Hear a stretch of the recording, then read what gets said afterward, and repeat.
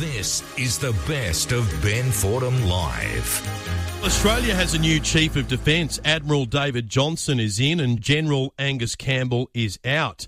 He's officially stepped down from the role after a rocky 6-year term. And during that time, General Angus Campbell quickly became one of the most divisive figures in the military. He didn't do himself any favours when he tried to strip war medals from all troops who served in Afghanistan because a handful were accused of war crimes. The then Defence Minister Peter Dutton was forced to intervene and he reversed that controversial decision. But now, a medal on General Campbell's chest is being put under the microscope at a new Senate inquiry. He was recommended for the Distinguished Service Cross back in 2011. That's Australia's third highest military decoration. The DSC is awarded for Distinguished Command and Leadership in Action as Commander of Forces in Afghanistan. At the time, the criteria for someone to receive the award required them to be in action, meaning to be under direct fire of an adversary. But out of nowhere, 3 months after General Campbell was recommended to receive the award, the rules were changed. The criteria of being in action was changed to in warlike operations. Senator Malcolm Roberts, who will lead the inquiry, says senior officers have abused the Defence Honours and Awards system. Meanwhile, enlisted personnel have to fight for recognition and higher-ups downgrade their medals. Malcolm Roberts, the Senator from Queensland, with Pauline Hanson's One Nation, is on the line right now. Senator, good morning to you. Good morning, Ben. What a fabulous summary.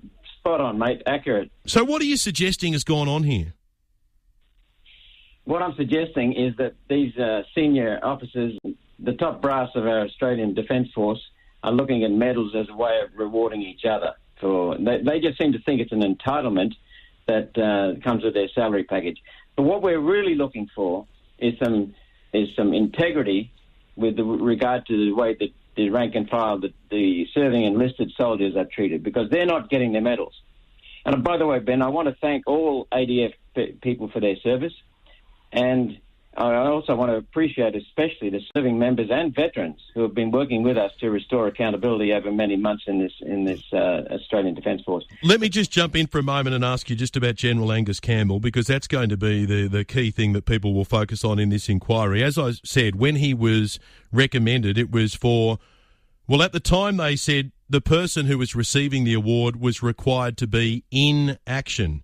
And there are a number of people thinking, well, hang on a moment, was he in action? Well, yes, he was over there. He was obviously playing a critical role. But the criteria also said you had to be, quote, under direct fire of an adversary, end quote. And that raised a few flags, didn't it, for people in the military thinking, well, does General Campbell fall into that category? Well, no, he doesn't. He was away from the action. He was in an air-conditioned office several hundred kilometres away. And quite safe.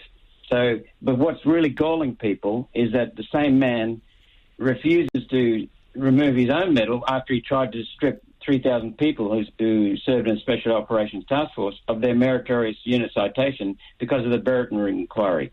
So if he was in action and he was commanding them, then he should have stripped his own medal. But he kept his medal and tried to strip it from the soldiers who were actually in direct action. Okay, I just want to stick with this criteria for a moment, and can you just confirm this? So originally it said that you had to be under direct fire of an adversary, and that's when red flags were raised and people were thinking, does he really fall into that category? You say he does not. Then, 3 months after he was recommended to receive the award, the rules were changed and the criteria changed from inaction to in warlike operations. Is that right? That is correct, Ben. You've said it so well, as I've said before. You've said it so well today. It's perfect.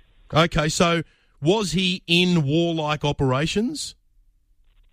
Well, he was in the Middle East. He was in near Afghanistan, near the theatre of war, but he wasn't actively involved in the war. Why did they change the criteria?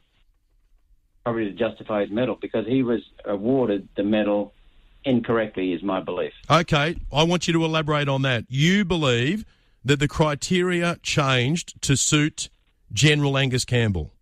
That's what it looks like, Ben, and that's what a lot of troops are saying, and they're saying that the top brass are getting medals not not justified, and they're missing out themselves down in the lower ranks. And there had been requests. People had asked questions when the criteria was in action.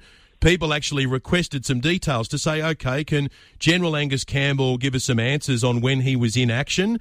And there were no answers forthcoming, right? Correct. He was mute. There was nothing coming. All right. So will he appear before this inquiry? That's up to the Senate inquiry to justify.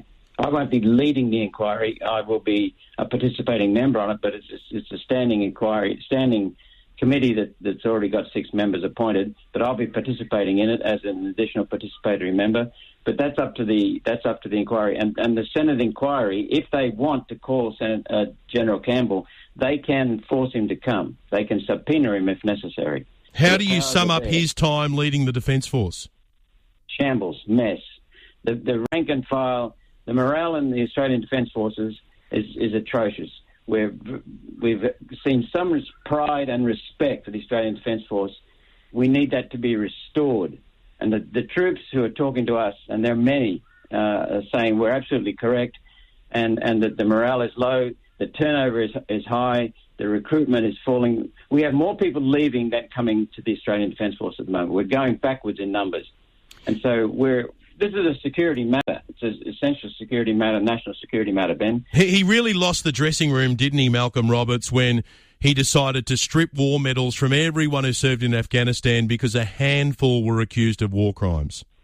Exactly. And the Yamamoto principle from Second World War says that if a crime is committed in theatre of war by a soldier, then everyone up the line is accountable and responsible. What he did was he tried to strip medals from the 3,000 and yet hung onto his own. Yet he was commanding the troops he was stripping medals from. And if it wasn't for Peter Dutton, who was the minister at the time, they would have lost those medals. Thankfully, he stepped in. And I'm going to be really keen to see what comes out of this inquiry. So thank you so much for joining us. You're welcome, Ben. Thank you. Malcolm Roberts, the Senator for Queensland with Pauline Hanson's One Nation. So this will be the subject of an inquiry. Will General Campbell appear? I'd love to watch that. The day's big stories with Ben Fordham on Fly.